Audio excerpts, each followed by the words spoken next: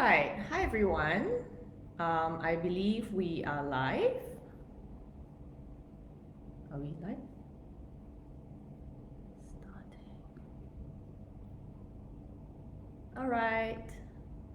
Hi everyone. Good morning. I believe we are live. Good morning, good afternoon, or good evening, or good night to you, depending on where you are and when you're watching this. Thank you so much for joining me today, this morning, for 30 minutes of eco poetry reading at Thrive Hour Community Corner. I hope the volume is fine. Let me know if you cannot hear me, and I will increase my volume.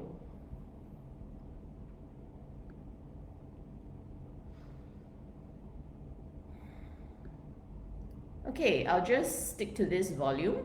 If you cannot hear me once again, please let me know. I'm Esther Vincent. For those of you who don't know, I'm editor-in-chief and the founder of the Tiger Moth Review, Singapore's first eco-journal of art and literature, publishing poetry, prose, art and photography from around the world. Once again, I'm very honored. Good morning, that's my sister. Yes, good morning. All right, so once again, I'm honored to be reading, to be able to offer this reading. Let's see, it's all good. Thank you, Crystal. Okay, to offer this reading as a way to raise funds for needy families under the umbrella of Beyond Social Services. And if you can, please click on the link. I believe I did include a link in the video to make a donation, and every dollar will go to a good cause. Okay, volume is good. That's my husband. Thank you so much. All right, so today I've prepared 5 poems about animals for us, our close kin. So remember that we are all animals. All right, last week I received some feedback that we were moving quite quickly. So I think what I'll do today is I'll try and slow down, I'll try and linger on each poem so that we get time to meet, right? I mentioned last week as well, to meet each poem and to get to know and inhabit each poem. Similar to last week, the poems will bring us around the world and across time as well, beginning at the tip of Cape Cod, moving across the Atlantic to the Pacific in Hawaii, and then traveling to Singapore, to a zoo specifically, and then in Australia, and finally we'll settle into the twilight zone of the ocean. Okay, so I hope you're excited about today's reading, as I am, to bring you, to take you through. The first reading, the first poem on the list, if you once again click on the list, is Humpbacks by Mary Oliver. It's from this book, New and Selected Poems, Volume 1, if you can see this, on page 168 to 170. So I'll be walking you through this. So the first poem, what I like to do is I like to take the first poem from somewhere else, and then the remaining 4 poems are from the Tiger Moth Review. So let's begin with this. Mary Oliver is an American poet whose work I love very much. She writes a lot of eco poems and also some prose which reflects on her writing. So let's begin. Humpbacks. There is, all around us, this country of original fire. You know what I mean. The sky, after all, stops at nothing. So something has to be holding our bodies in its rich and timeless stables, or else we would fly away. Off the wagon of the Cape, the humpbacks rise, carrying their tonnage of barnacles and joy. They leap through the water, they nuzzle back under it like children at play. They sing too, and not for any reason you can't imagine. 3 of them rise to the surface near the bow of the boat, then dive deeply, their huge scarred flukes tipped to the air. We wait, not knowing just where it will happen. Suddenly, they smash through the surface. Someone begins shouting for joy, and you realize it is yourself as they surge upward, and you see for the first time how huge they are as they breach and dive and breach again through the shining blue flowers of the split water. And you see them for some unbelievable part of a moment against the sky, like nothing you've ever imagined, like the myth of the fifth morning, galloping out of darkness, pouring heavenward, spinning, then they crash back under those black silks, and we all fall back together into that wet fire. You know what I mean. I know a captain who has seen them playing with seaweed, swimming through the green islands, tossing the slippery branches into the air. I know a whale that will come to the boat whenever she can and nudge it gently along the bow with her long flipper. I know several lives worth living. Listen, whatever it is you try to do with your life, nothing will ever dazzle you like the dreams of your body, its spirit longing to fly, while the deadweight bones toss their dark mane and hurry back into the fields of glittering fire, where everything, even the great wheel, throbs with song. All right, so that was Mary Oliver, Humpbacks, a poem that I read last year. Good morning, Stephanie. All right, thanks for joining. So I read this poem about a year ago. I love how Oliver presents the reader with the humpback's tonnage of barnacles and joy. In fact, there's a Guardian article about the humpbacks from this very same region, and I'll include it in the comments section later if you're keen to find out more from a different type of genre in terms of a photo essay. You can feel free to click on it. So I love how Mary Oliver takes our hand here and brings us into the rich and timeless stable of the whale's body and the whale's world as well. And as readers, we become awestruck, like children witnessing for the first time. Each time we read the poem, especially when she describes the myth of the fifth morning galloping out of darkness, pouring heavenward. So this myth, if you are not familiar, it alludes to the Judeo-Christian myth of the creation story, whereby on the fifth day, God created the creatures of the deep. And so here the speaker stands in awe, and the sighting of the whale against the sky reminds her of this creation for a moment. And this spinning, the whale's spinning, is frozen in time in the poem and in the reader's mind in this very fourth lyric. So the poem, in fact, is comprised of 7 lyrics separated into stanzas as well. So in the fourth lyric, we get this moment immortalized in the reader's mind.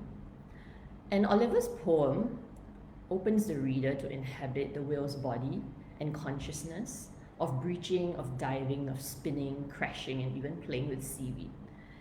And the beauty of this poem emphasizes the gentleness of the whale despite its tonnage, the dreams of its body, its spirit reminding us of how we are all connected, that we are not very much different from whales, because at the end of the day, we all throb with song, the song of life, of the desire to live fully in our bodies. As someone who has never seen a whale in person, this poem allows me to enter the experience of whale watching, and not in a voyeuristic sense, but in a sense of being a humble observer of nature, which is characteristic of the speakers in Oliver's poem. So if you read a couple more of her poems, you'll realize that this is something that she tends to do in terms of how she characterizes a speaker. Maybe I shall include the essay here for those who are interested, if I'm able to do this. And there you have it. So you can have a look at this after the reading.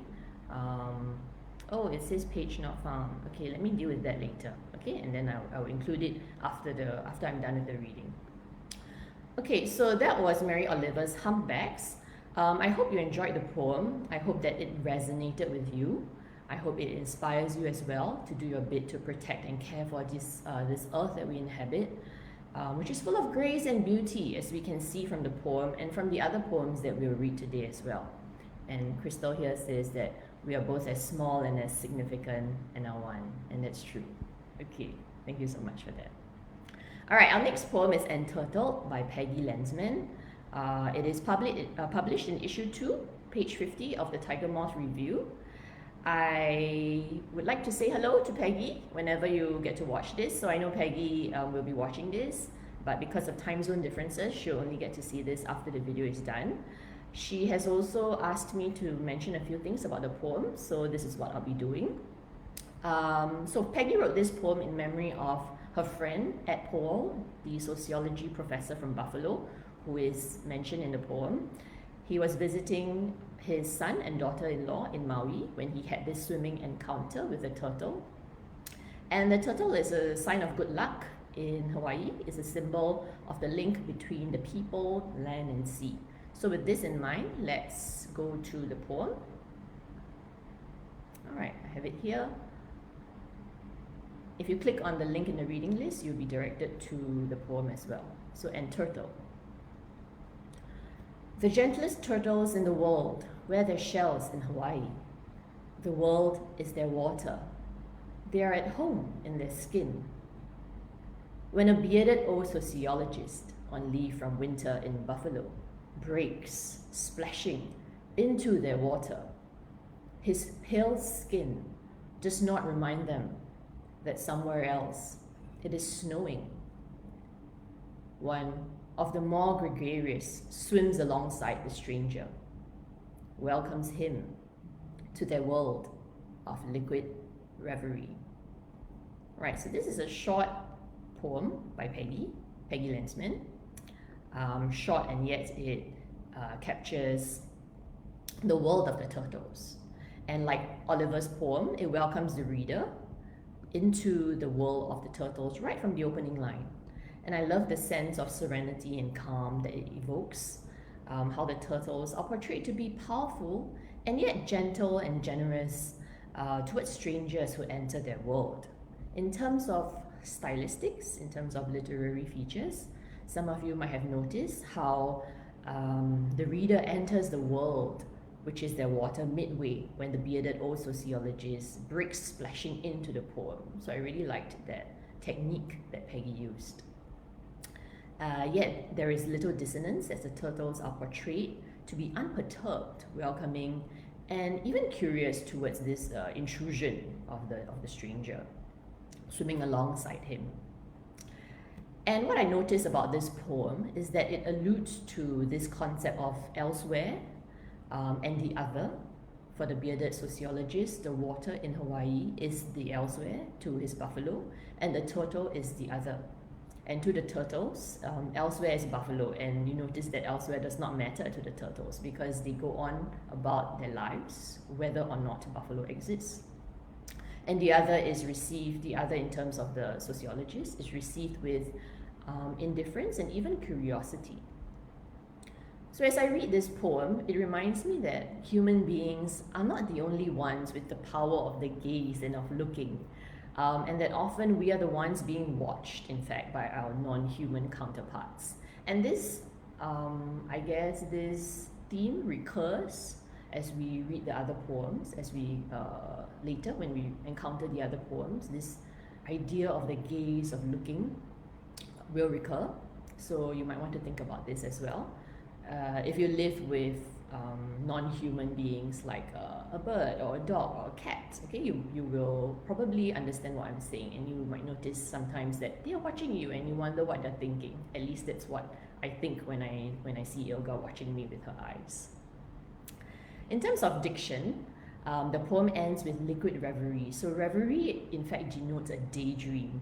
And I thought that it was a very apt way of ending the poem to get the reader to think about, so is this a dream or is this real? Could this be some kind of reality where man and turtle can swim side by side, right? Yeah, so Landsman's poem revolves around this one encounter between the man and the turtle to reveal certain truths. And for me, it is that we live alongside non-human others who share their worlds with us. And this makes me think of the need to break away from anthropocentric ways of thinking and ways of looking at the world, and to move towards ecocentric ways of thinking instead, and ecocentric philosophies. Metaphorically, to learn to see through the turtle's eyes and to look back at ourselves. Yeah, and this brings us nicely to the next poem, also about looking, this time through an enclosure.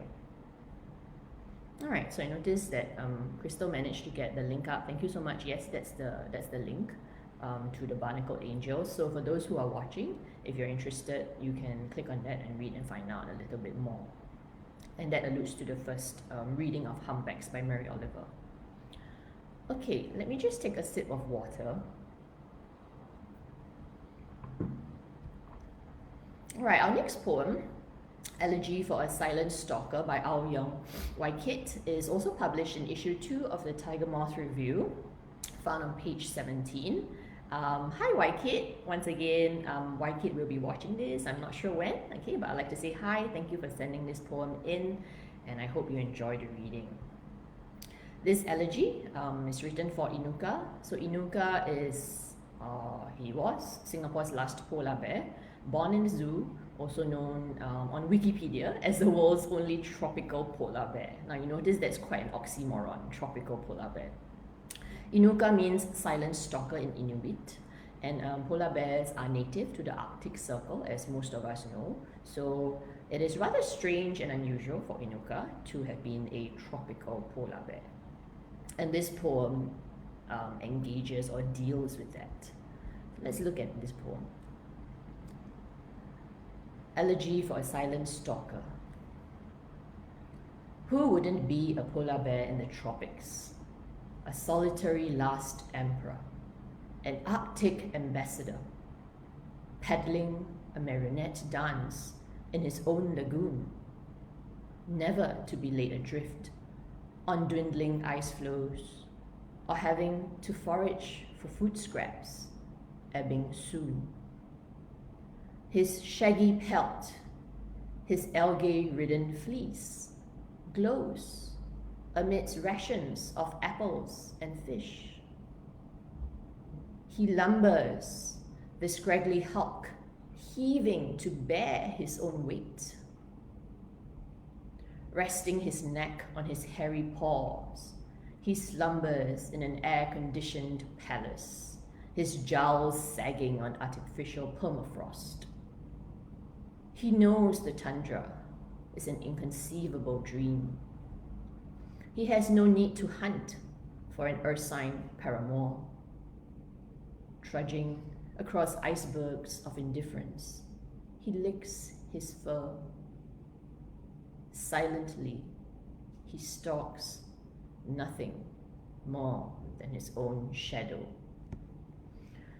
Right, so that was Elegy for a Silent Stalker. It's quite a heavy, I would say, heavy poem.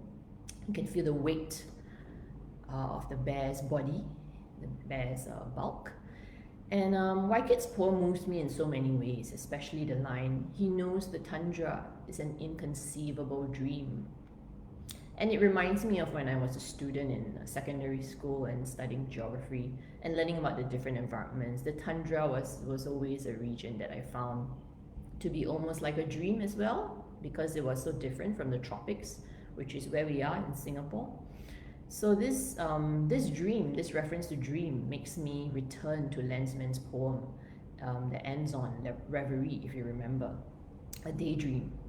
And what the speaker here is saying in Waikit's poem is that Inuka is living a nightmare, in effect, to never be able to experience life and home in his natural habitat, which is the Arctic. This poem was included in issue 2 of the Tiger Moth Review, because I paired it with Shukulat's tribute to Inuka. So Shukulat is a Singapore artist, and she illustrated this really beautiful artwork of Inuka as a tribute. So it presents a very different perspective of Inuka in his enclosure, and that's the beauty of pairing these two works together in issue 2. And I encourage you to have a look at it if you're interested to find out more. So this can be found on page 16 and 17 of issue 2 of the Tiger Moth Review, and the two works speak to each other as well.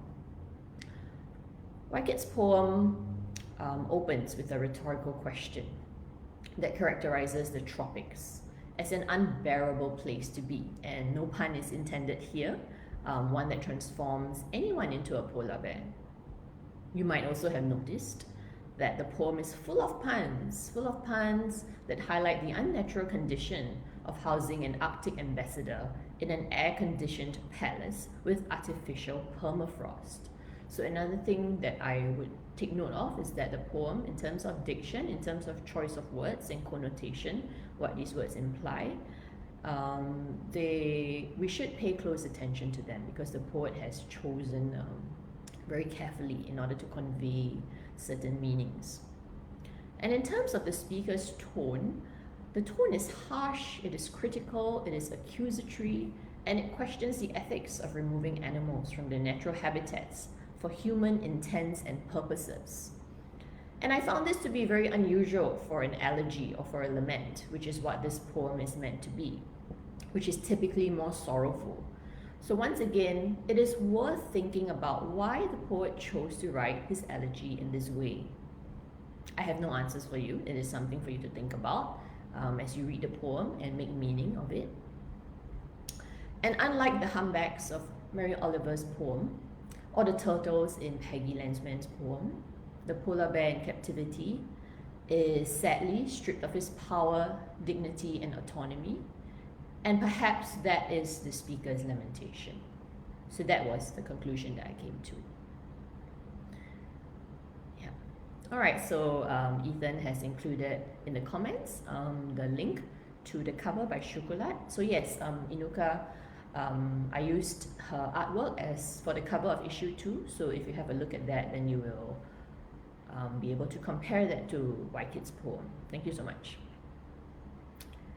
All right. I hope this pace is suiting you well. We are moving on to the second last poem right now of the section, of the selection. The next poem is entitled Lament for the Thylacine. This is from issue 3 and written by Amanda McLeod from Australia. It's also a lament, and it's written for the extinct marsupial, the Thylacine, once found on continental Australia, and more popularly known as the Tasmanian tiger or Tasmanian wolf. So this is how popular culture has demonized the Thylacine. Unfortunately, the Thylacine is extinct due to human persecution, and in this poem, the speaker recounts a trip to the museum with her children, where they view a taxidermized Thylacine. Okay, so let's read the poem. Lament for the Thylacine. We stand before it in silent reverence, separated by 100 years and a glass case. It looks worn out, tatty around the ears, exhausted by its existence after death. Tiny fingers wrap around mine as we gaze together at what once was and will never again be. We are still for long. Are they really all gone? Yes, loves. Because people killed them. Yes, loves. I do not tell them about how the last one supposedly died in a zoo from exposure, locked out of its den one freezing Tasmanian night. Years later, I stand in a gallery, surrounded by photographs taken by Peter Dombrowskis in the wildest heart of Tasmania. And it comes to me. I see a striped flicker, a dark eye, a growl, hidden in that wilderness. For a moment, it is possible to believe that they might still be out there. All right, so that was Lament for the Thylacine. And once again, as I was reading that poem, when I reached the part about the growl, the second last stanza, my goosebumps, my hair started to stand. That's the power of words of the poem. So Amanda, in this poem, laments the irretrievable loss of the thylacine, which is only now alive, ironically, through taxidermy. And she describes the specimen as exhausted by its existence after death. In this case, the speaker tries to connect with the dead thylacine through the glass and tries to convey this loss to her children by bringing them to the museum to learn about the country's history, and I would say historically violent relations with nature as well, which is a feature of colonization. There is a juxtaposition of tenderness and innocence of the speaker's children and their interaction with the speaker, which we can assume is the mother, and with the violence and death exacted or enacted on the thylacine, also embodied through the physical specimen they see behind the glass. And I say specimen with no disrespect, but because the thylacine has now gone from being alive and powered into this disembodied specimen. As I was reading this poem, I find that I'm able to identify with the speaker because I myself visited the British Museum when they exhibited in Singapore a couple of years back, and there was a taxidermized thylacine and dodo, in fact. But for me, I find it strange and very uncomfortable to look into the eyes of a creature that's preserved after death, because it is really hard to imagine the kind of life it led or would have led, and to see this still body without movement, and to know that this creature or this animal would actually have been moving around very much. So it just makes me uncomfortable. And as I was preparing this, the notes for this reading, I realized that in fact the reason why I'm uncomfortable is because as a viewer, I would be enacting this power, this domination, this violence and subjugation over a creature through the gaze, because the creature is not able to look back at me. And so the power of the gaze is so important, to be able to look at an animal on equal terms and have the animal look back, I think is something that's quite powerful.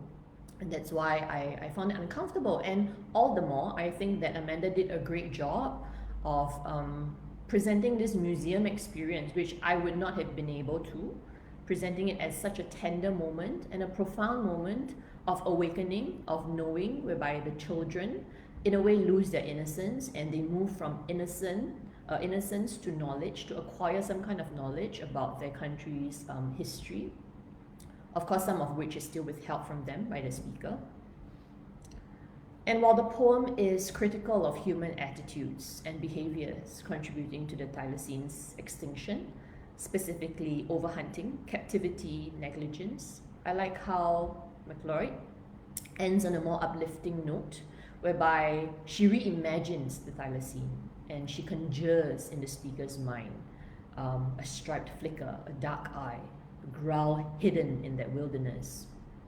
And this for me signifies the speaker's desire and longing for the thylacine to have survived the wilderness, hidden away from the prying eyes of humankind. And it also shows how the thylacine's legacy lives on through art. So ironically, the thylacine lives on through this exhibition in the gallery, through the photography exhibition that's mentioned in the poem, and also through the poem itself. Alright, so this poem ends on a positive note, one of hope, one of imagination, that evokes the spirit of the thylacine, that brings it back to life, that breathes life back into it through the speaker's imagination. And I think for me that gives me comfort. It makes a topic that is dreadful more bearable, and it honors the memory, the legacy, the life of the thylacine as well, to be able to imagine an alternative reality where they do in fact survive. Okay, just look at the comments section. Crystal says, like all of us here in this part of the tropics in our air-conditioned palace. Yes. subtly acknowledges her own contribution. Yes, that's true. So definitely the speaker does acknowledge there is a sense of, I guess, remorse and guilt as well in being part of this colonial legacy. And that's the beauty of poetry, of literature, and of art, right? To be able to wrestle with that and to come to terms with that. Okay, so let's move on to the last poem. I hope that these two poems have not been too heavy for you. I know they are quite heavy on a Wednesday morning. Okay, but we'll end on a lighter note. Into the Blue by Dorsia Silva from Puerto Rico. So this poem was featured in issue 2 on page 60. This is the last poem for today's reading. It takes us into the twilight zone of the ocean. It's the second of the 5 zones, just beyond the reach of sunlight, between 200 to 1,000 meters deep. Let's go there. Into the blue. We descend into the cool, deep dark, so far down until all is black for a moment. When I see the glow of the anglerfish's lure, I notice that I am surrounded by a new world of vertebrates, balloonfish, stonefish, and hatchetfish. They zigzag in between the striped brown tube worms, like children playing hide and go seek. Here, I find comfort. Gulper eels tickle my feet. Yellow sea anemones wave to greet me. And octopuses share their bounty of coconut shells. Their tentacles extend to drop the brown mounds like presents. Inside the shells, I find jewel boxes of rich treasures. Fragile pink sea urchin, Johnson's sea cucumber, rough limpet, spiny brittle star, eroded periwinkle, and whalebone. At this cross into the world of invertebrates, I understand how easily we encounter each other, like a symmetry of familiar strangers. All right, so that was the poem by Dorsia Silva. What intrigues me about this poem? I think it's the variety and the diversity of a world that is so far down in the ocean where sunlight does not penetrate. So for the average human being, it is not an everyday experience. And yet, reading the poem, it allows us to see beyond our human limits, literally, where human vision and sight is limited to the amount of light we receive.